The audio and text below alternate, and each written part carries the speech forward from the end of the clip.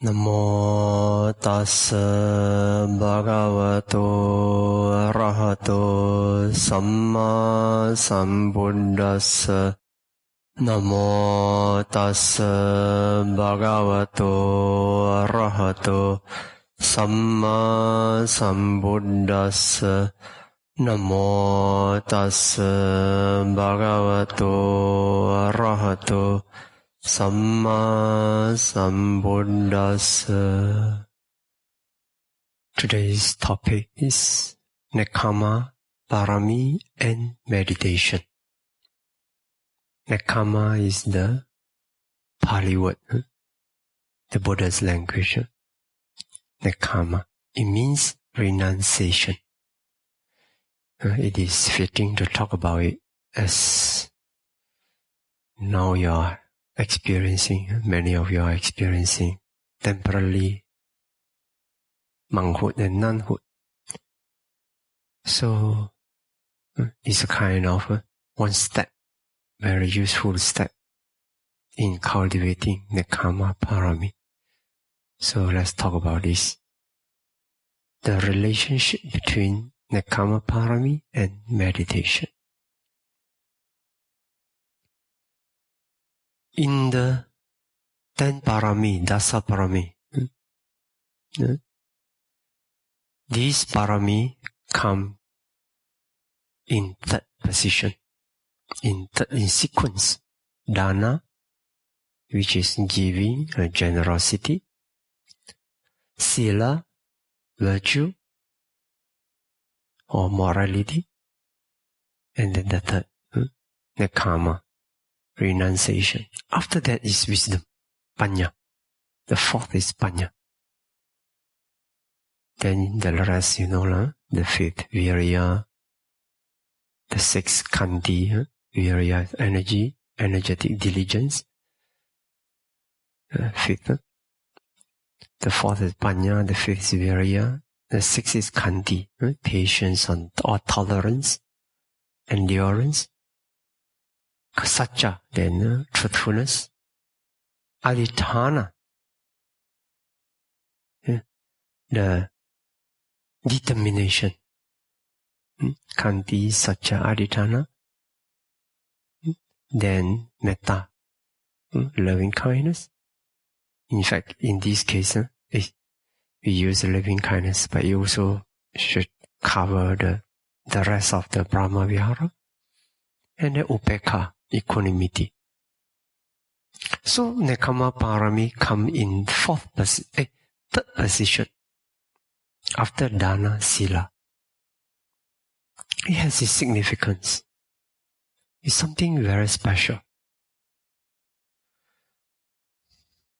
When we talk about Nekkhamma, both aspects we need to be aware.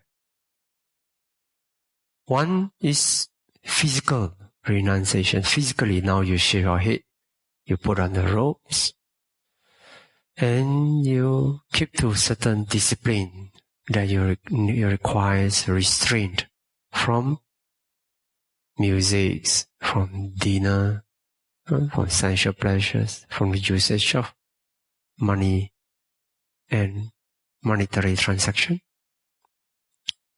So it's informed. So you keep the certain form, certain discipline, certain form of renunciation. But you shouldn't stop there. The real Nekkhamma Pārami comes from the mind. So all parami are like that. When the mind is not working in that direction, it is only form. It doesn't produce much benefit. It is the mind that renounces, that let go, that counts, that is the real essence of all wholesome deeds. So, we look at this renunciation from the perspective of form, the physical manifestation, and in mind, which is in essence. Now, how does it affect our meditation? When we talk about meditation, bhavana, we always refer to the cultivation of samadhi and panya, concentration and wisdom. But before we come to that, the very foundation of this bhavana practice is sila, virtue, morality. So, if we want to talk about how Nekkhamma affect our meditation, we first talk about how Nekkhamma Pārami, renunciation parāmi, have an impact on our morality practice, our virtue cultivation. How it helps? By helping the cultivation of virtue, indirectly. In fact, not really indirectly, quite direct. It becomes a foundation, strengthen the foundation for our bhavana practice, our meditation practice. First, Nekkhamma is a very wonderful quality. When life gets entangled with a lot of sophistication, a lot of relationship, a lot of family bondage, business, wealth, all kinds of worldly bondage, which entangle most people, most worldly people. It is the Nekkhamma Pārami, the mind that can renounce, that can let go there and then. Cut through, just cut the Gordian knot.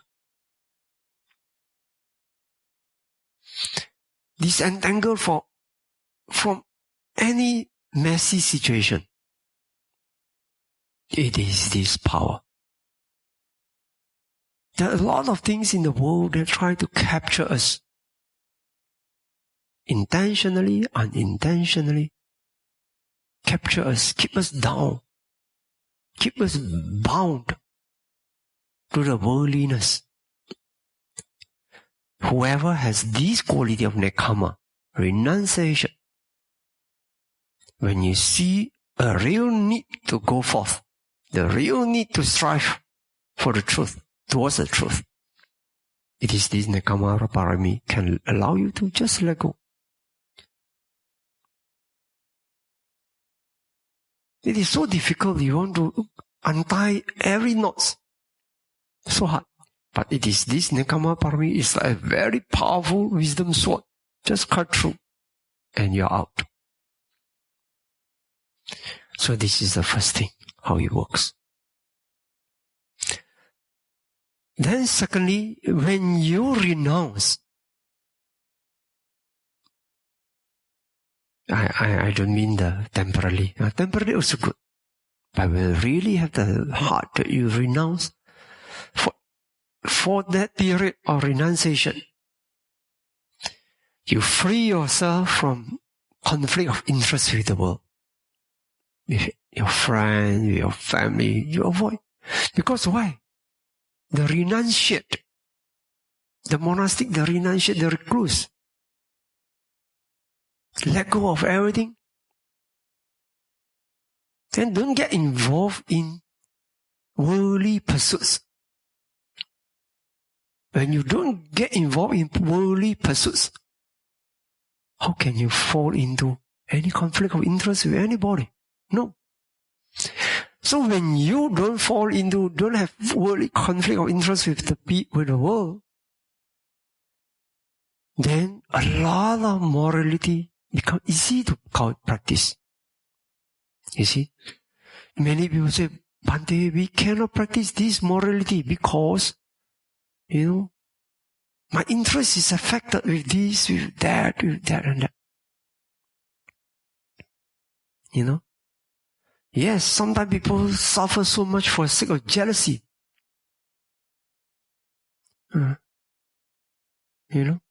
I know some people suffer so much. Came to us, Bhante, please help me. I end up wearing green hat. So how to overcome green hat?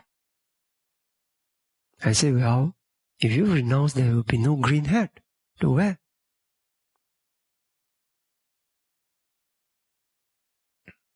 You know? So this is like that. When you have this conflict of interest, yes, of course, you get bound. But when you have no, you just renounce and let go, fine. You never fall into this. I see how people suffer so badly. But if you really live a life of a renunciate, then you don't suffer this. You're free. So free. Then thirdly, there are a lot of long lists. I will just quote 3 for morality practice. When you renounce, you are free from the problems of money, and opposite sex. So often these 2 things are the very big, cause a lot of entanglement, a lot of unhappiness, a lot of strife to protect this aspect of self-interest. And so often people fight, get into conflict for these 6, money and opposite sex. Men for women and women for men. But when you renounce, do you still have this problem? This is big. Big. Two classes of big problem are away from you. So because of that, the sila become so free from a lot of messy things, become easy to keep. Okay? Now we talk about samadhi. How renunciation directly help or assist or make it easier for us to cultivate samadhi, concentration. First, it helps us in a very, quite a substantial way to be free from 5 hindrances, 5 nivarana. As you know, the number 1 is sensual craving. Sensual craving. Because of renunciation, you are not supposed to do that.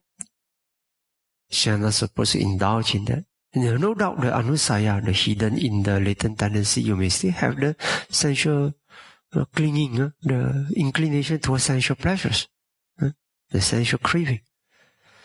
But somehow, because of the practice, let go, and then the setup of our life, make it, we are further is protected from that. So there is a very little occasions, or at least much reduced occasions that can arouse the sensual craving. So in that sense, it helps. The whole setup of the monks or nuns' life is in such a way that a lot of the sense hindrance of sensual craving get curbed or restrained. And then, how it helps anger. Anger also a lot, So often we get agitated, we get angry, because of our entanglement with the beloved ones and this and that. So with property, with personal selfish interests. So when we renounce, what is the meaning of renunciation? It means you put your whole life, all focus on the striving along the journey towards Nibbana, towards liberation.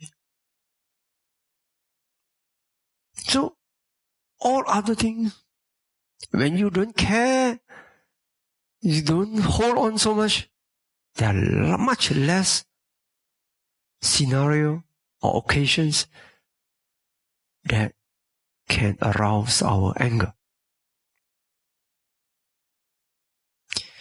Then likewise, when you renounce, then life becomes very simple.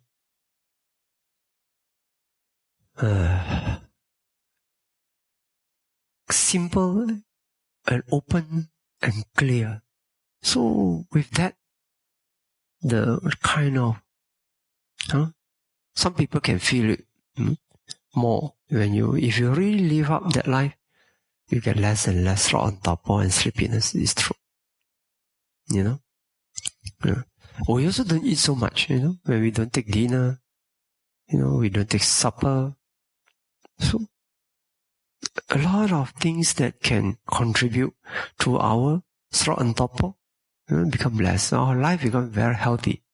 We wake up early, we sleep early, Very healthy lifestyle. So in that way, it also helps. Thought on torpor. Restlessness or remorse.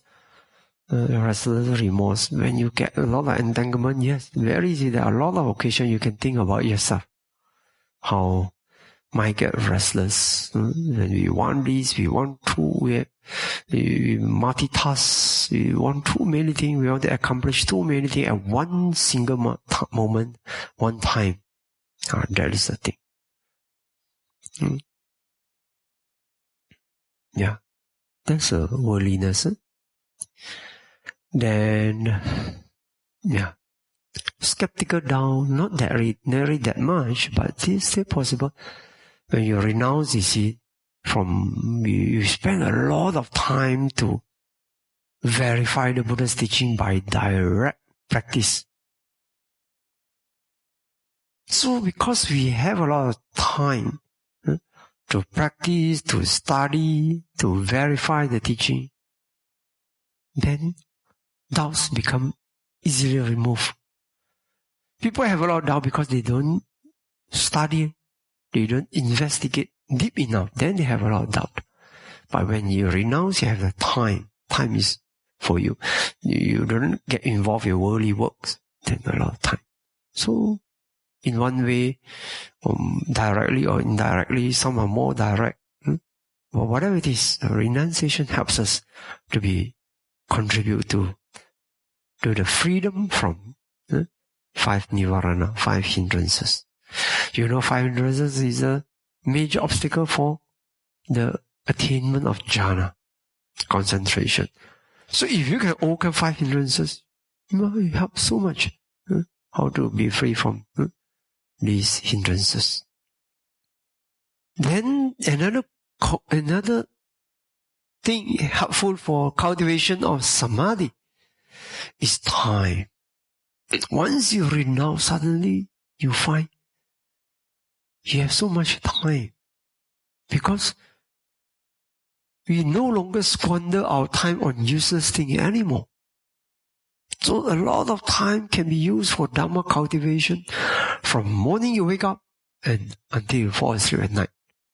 Whole day our life is occupied with Dhamma practice and cultivation. So you have time for Dhamma. This is very precious. We have very few works, duty.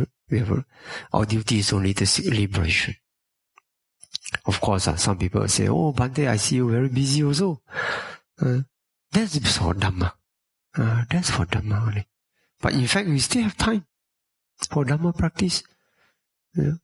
We are busy, but in a way, you can say the monks are also busy meditating all the time, very busy.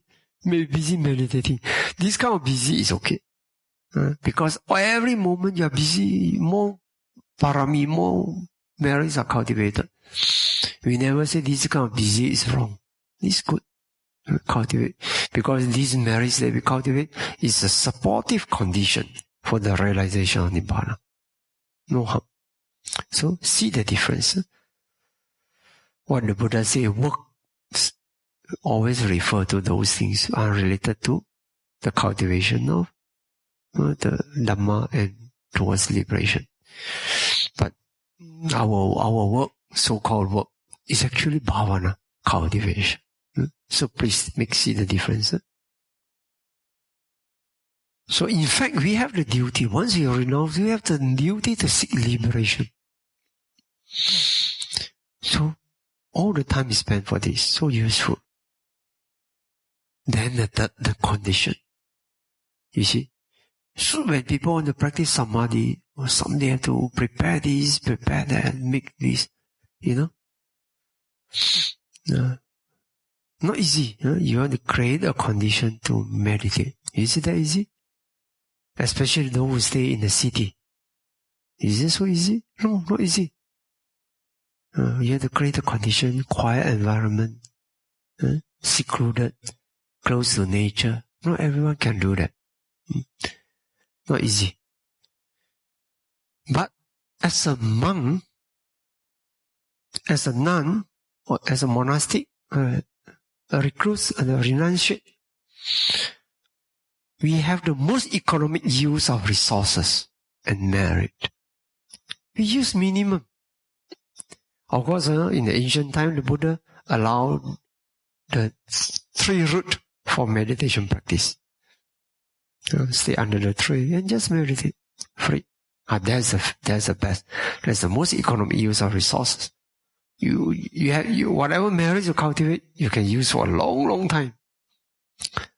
You see? Because you don't need so much. You just need minimum for Dhamma cultivation. Of course, nowadays, due to our own weakness, we need a little bit more. More facilities, more comfort. But at least we still try to keep it to economic use of resources. Instead of every person have to prepare such a condition for himself or herself. In Penang, our MDS branch, Penang branch president, he's rich. He has his own shrine hall, by the seaside. Okay, fine. But not easy, to come to that. You have to work hard for decades. Then to earn so much, then you are able to have such a private meditation hall. But now, as monastics, when we come together, we build that everyone can use. So, the most economic use of resources. That means you don't need to work so hard to accumulate sufficient condition for Dhamma practice towards liberation. So I think I see this as a wonderful benefit of a renunciation. Then the third one, in fact, you find this, just this, there are a lot more lists. If you want to write, you can write. You can discover yourself how Nekkhamma renunciation assists or conduce to your cultivation of samadhi, concentration. And now panya, wisdom.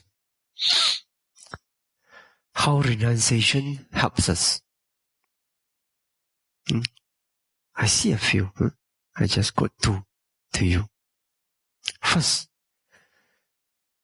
as renunciation enables us to be disentangled from worldliness. So being unentangled, the mind which is not bound, which is free, is easy and free to see true nature of life's reality. When we are entangled with a lot of interest, self-interest, desires, externalities, then you notice that the mind cannot see things as they really are. Not easy. Not easy. I'm not saying impossible, but it's not more difficult. Only when your mind is free, you let go of all this, then suddenly a lot of things become very clear to you. Much easier. This is a benefit. So, being unentangled, this renunciation quality, this parāmi, enhance our ability to see the true nature of life's reality. Why do we need to see the true nature of life's reality? Especially the ultimate reality? Because it is a reality that enlightens us. That makes us free from the deluded state. Free from the illusion that we create for ourselves. It is all this illusion, delusion, that make us create all the causes of suffering and end up suffering. So the way, the science of liberation is actually try to see reality as they really are. Yatha Buddhang Jnana Dasanam. See things as they really are with wisdom.